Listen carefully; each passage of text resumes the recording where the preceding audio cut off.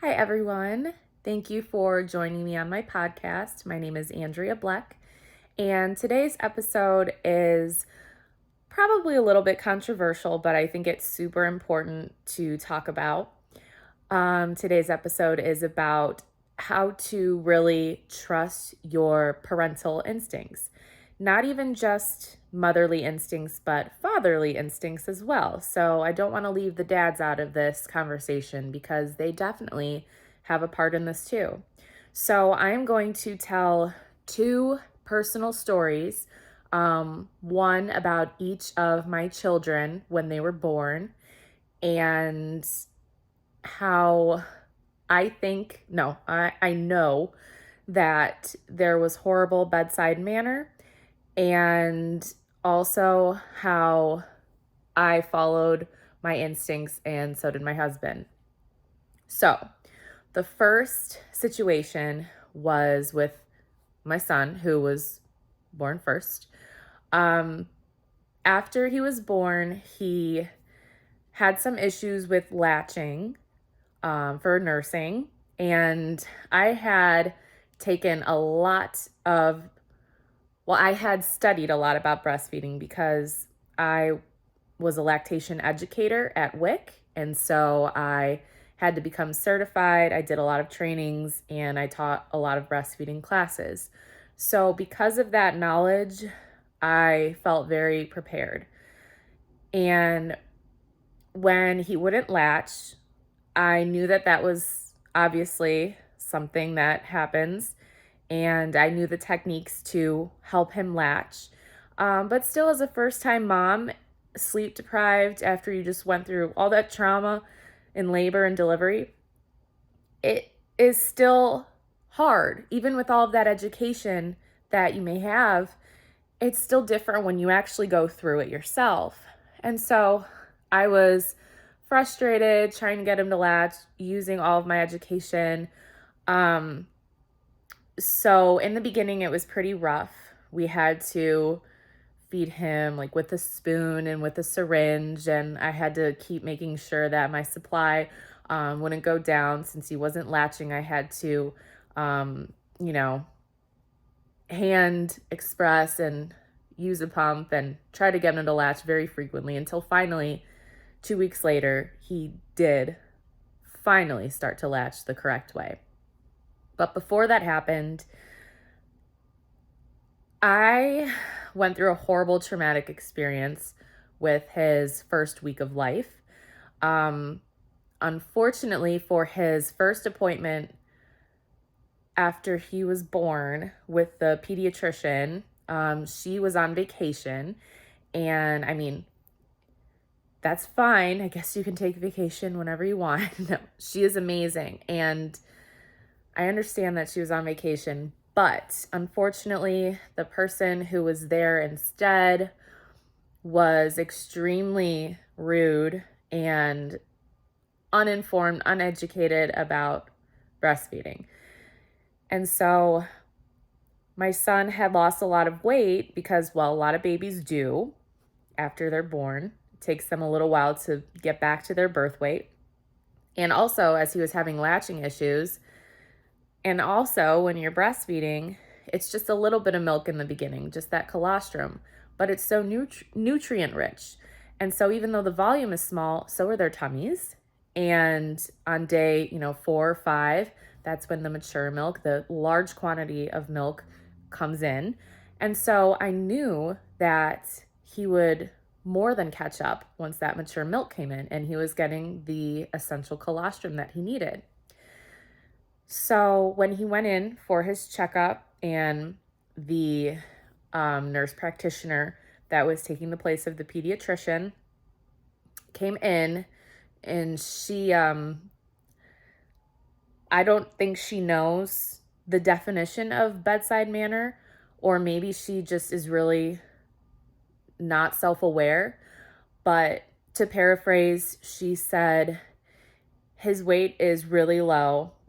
Are you just breastfeeding? I highly recommend using formula because your breast milk is not enough for him. And I sat there just completely completely frustrated and infuriated, but at the same time, I felt broken down because I knew all of the information about breastfeeding and I knew that he would be okay and that I wouldn't have to use formula. That's just what I wanted to do, to stick to just breast milk, and that was my choice. And at the same time, though, when someone is shaming you as a mom and saying that you're not doing the right thing, and essentially telling you that if you keep doing what you're doing, what your body is doing perfectly fine, but she said it wasn't, that he would be extremely malnourished.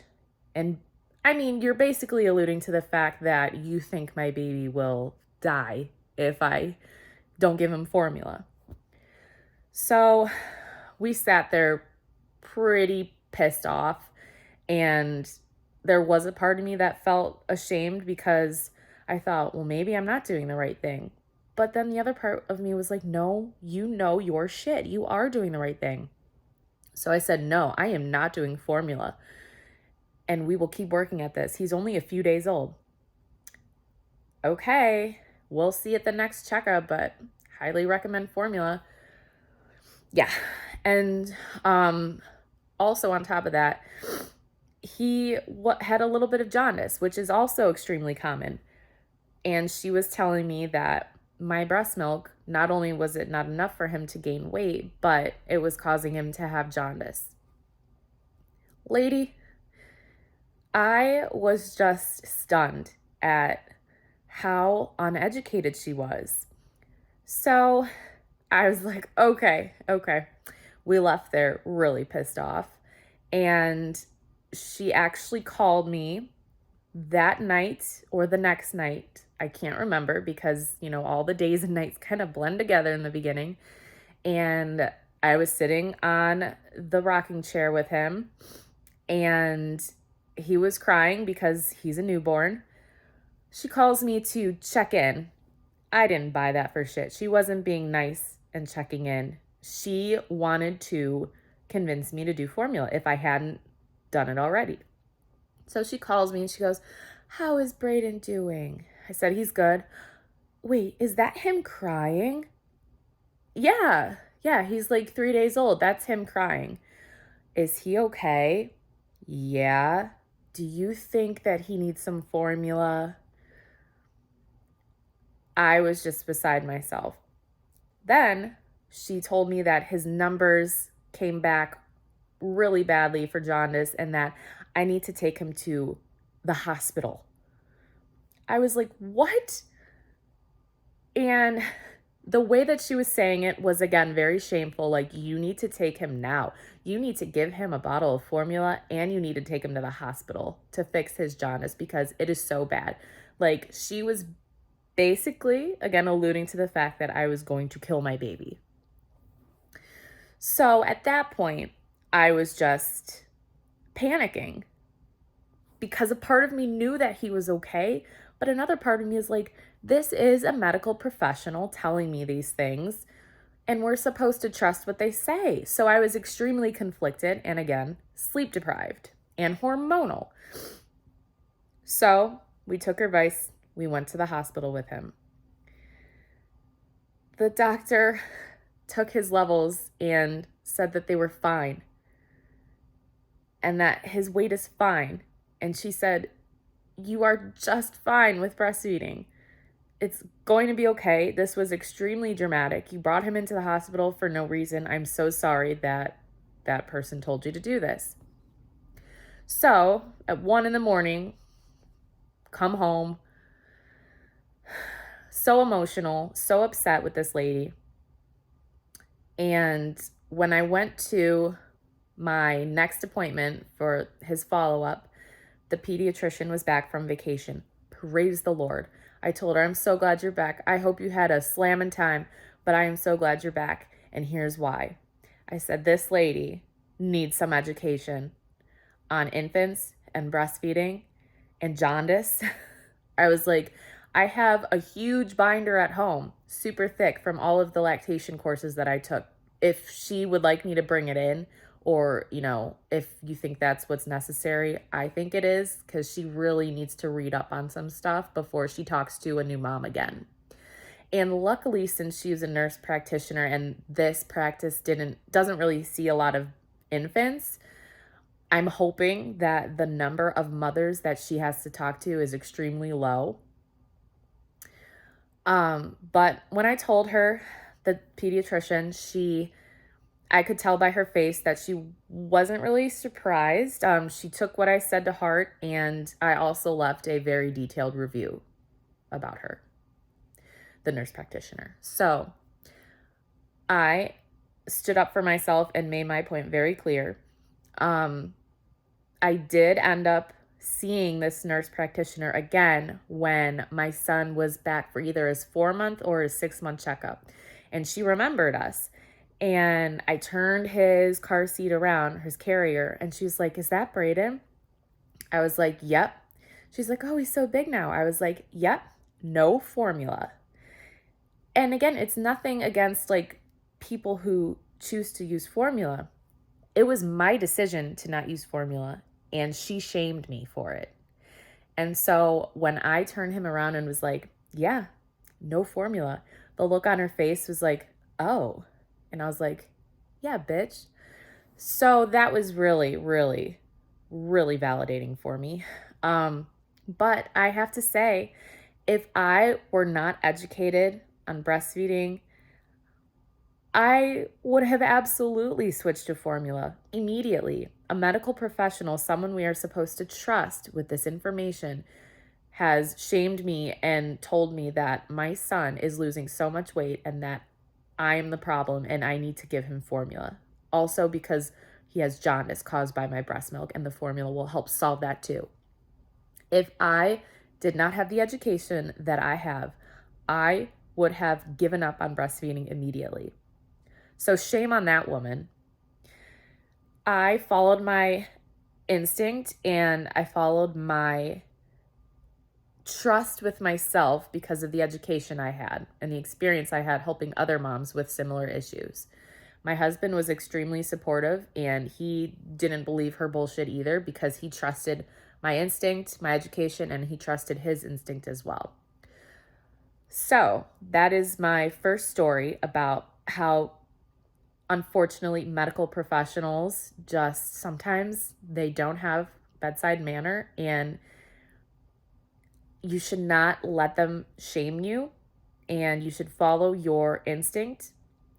Or if they're making you doubt yourself, and obviously you want to do the best for your baby, and so you're thinking, well, if this medical professional is telling me this, what if it's true? Maybe if you can contact someone else that you know for a second opinion before you immediately trust what this person is telling you and it feels off to you. So yeah, that was just extremely traumatic, and I hope she has not made any other mothers feel ashamed for breastfeeding their babies. Maybe she had a negative experience with it herself. I don't know. Maybe she's just not educated. Okay.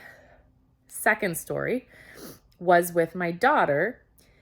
So I had the complete opposite experience with her, breastfeeding wise. She came out of me and like 20 seconds later was latched onto me. She was eating every 10 minutes. Every time the nurse would come in, she'd be like, "Oh my God, she's on you again. Like, I have to check her. I have to check her vitals and stuff." And she just wouldn't get off me. And that continued our whole breastfeeding journey. She was so funny. But the issue that we experienced with my daughter was that because she was on me so much, she was so attached to me, which was amazing. I loved it. She did not want to leave me. Even when she fell asleep, she would just be asleep on me. And so when the nurse came in, it was like 2 or 3 in the morning, and she wanted to take her for her hearing check. And I was so delirious and so exhausted, but I was just thinking, like, I don't remember them doing that with my son. I don't know, maybe I was asleep when they did it. I don't know if I can go with her, but I was just so tired and falling asleep. And I was like, okay. Like, I didn't think anything of it because it was just a hearing check. Well, she comes back and tells me that my daughter failed it. And so I thought, okay, okay. So is she deaf? And she said, no, we'll retest in the morning. I said, okay. So sleep deprived, panicking that my daughter is deaf. The following day, it was a couple hours before I was getting discharged. This other nurse came in, and two out of like the three nurses I had were pregnant, like very pregnant. And the second one that came in to do the retest for the hearing test, she was pregnant with twins, and she was like almost 30 weeks pregnant or in the 30 something weeks. And she was just, complaining the whole time. And I totally understand, like, being that pregnant and with twins, oh, can't imagine, but it can be miserable. And she was just saying, like, I can't wait till this is over. I hope I go into labor, like, while I'm at work so that I can just already be here and they can help me. And she was just complaining a lot, like, about her skin. She has twin skin, or she's scared of getting twin skin, and how she hates her body. And I'm just sitting there like, yeah, like I feel ya, but this isn't helping the way I feel right now because I gained a lot of weight with my daughter. So she was crabby, understandably so. But when it came time to do the retest for my daughter's hearing, she did not have the best bedside manner either. So she comes back and tells us the results and says that she failed again, but in the other ear. So she has collectively passed the hearing test in both ears and failed in both ears. So I'm like, okay. And she was just pretty dismissive and said I should definitely get that checked out by, a hearing specialist because there's a good chance that she'll be deaf. And I'm not kidding. She did not word it sweetly at all. So even though I'm not a first-time mom, I'm still, a new mom to this baby and sleep deprived, and I've never had this problem before. Like, I didn't experience this with my last baby. And so I was just shocked. I was like, oh my God. And so my husband and I were like, okay. And she's like, all right, you're good to go. So on my way out, I'm just like in tears, getting discharged with our beautiful baby girl. And I'm just in tears, hysterical, because I think she's deaf. And so I thought about it for a little while and I said, you know what? It just doesn't make sense because, I am not in the medical field. However, pulling a newborn baby away from their mother when they are so attached and doing skin to skin and nursing and pulling them away to do a hearing test, it's probably not going to go well a lot of the time because I am sure that she was screaming and crying. The first nurse told me that she was. I'm sure she was the second time as well because she wanted my boobs. She's screaming and crying. How is she going to pass a hearing test? Also, there's probably fluid in her ears. She is like hours old. I just don't understand. And so I started to think about this and I thought, this is stupid. And so I talked to some people, I looked into a little bit. A lot of people said that their babies failed the hearing test as well and that they turned out absolutely fine. A lot of times the nurses say, oh, this machine sucks. And someone who went to the same hospital that I did said, yeah, they told us that the machine was probably broken. And so I'm just like, why do you have to do this hearing test immediately? Like, it can wait. It can wait a little bit. Wait till some of the fluid comes out. Wait till, the babies aren't traumatized being pulled away from their mother. So also when you're delivering this news that your baby has failed the hearing test, maybe word it a little better, a little more kindly.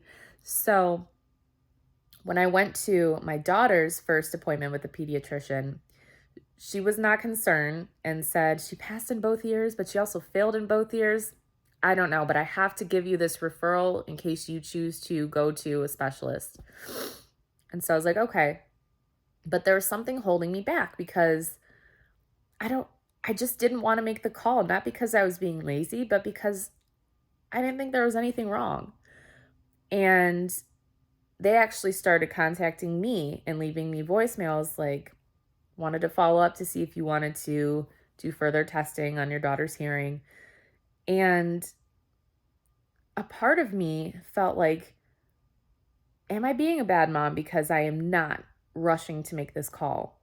But then another part of me, my instinct was like, no, I think she can hear.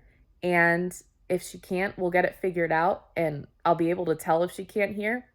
But as of right now, she's a little baby newborn and they sleep most of the time and aren't always responsive to sounds.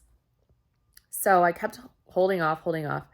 By week 2, maybe 2.5 weeks, every time a door would close or there was some sort of sound, she would jump. And if I would say something, she would move.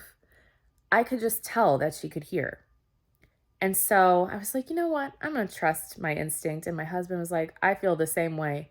So I ended up calling the specialist and said, I'm choosing to not go through with this testing. I think my daughter can hear perfectly fine.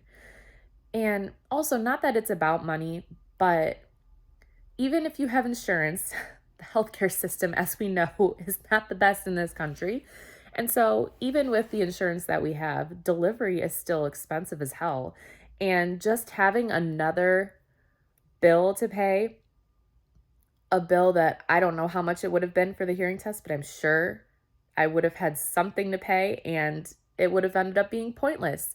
So I'm like, it's not all about money. Of course, my daughter comes first, but I believe that there is no problem with her hearing. So I am going to trust that. She's had plenty of checkups. She's 1.5 years now. Her ears are perfectly fine. So I'm not saying that every time a baby fails their hearing test that they're not actually, like there's actually no problem. I'm not saying that there is never a hearing problem. There may be. There very well may be. But I'm saying that maybe we shouldn't make moms feel like, and dads, we shouldn't make them feel ashamed or panic like hours after they have their baby, thinking that your child is deaf and you need to solve this now or else she'll be deaf forever. And it's just like, if it turns out that your baby actually is having hearing issues, you can fix it, you can work on it. But don't make the parents feel ashamed or make them panic because of the way that you deliver this news. That is very sensitive news. I know these medical professionals, they do this kind of stuff every day, but that doesn't mean that it's any less important for the families. So bedside manner should never be taken lightly. It should always be just something you, as a medical professional, it should be something that you naturally do, especially when you are talking about someone's baby. So I just was so beside myself in both situations. The one with my son was a little bit more traumatic because it was about, his weight and me not being adequate enough to feed him, which is complete BS. So again, I followed my instincts. It was still hard because I still had these conflicting thoughts like, a medical professional is telling you this. Shouldn't it be true then? Yes, you should take into consideration what they say, maybe do some more research, maybe get a second opinion, but follow your gut instinct, especially if you have some education on the topic or if you know other people that are educated on the topic.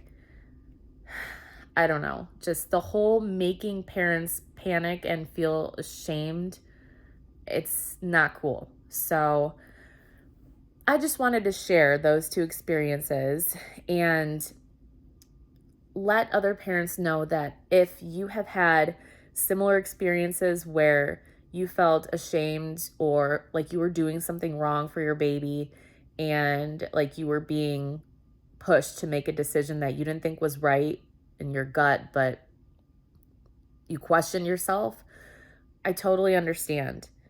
And you're not alone. And I 100% think that you should follow your instincts because I think they are real. Parental instincts, maternal, paternal instincts, they are real. And if you are questioning anything, look into it. Look into it before you let someone convince you to do something that you really don't think is necessary, or convince you of something that you don't want to do for your baby, because it is your baby. So I just wanted to put that out there. And if anyone would like to, share any experiences that they've had that might be similar, or if you just need to reach out and vent and just share your story, I totally understand and I'm here for you. It is very, very traumatic to go through something like that, especially as a sleep deprived, hormonal new parent.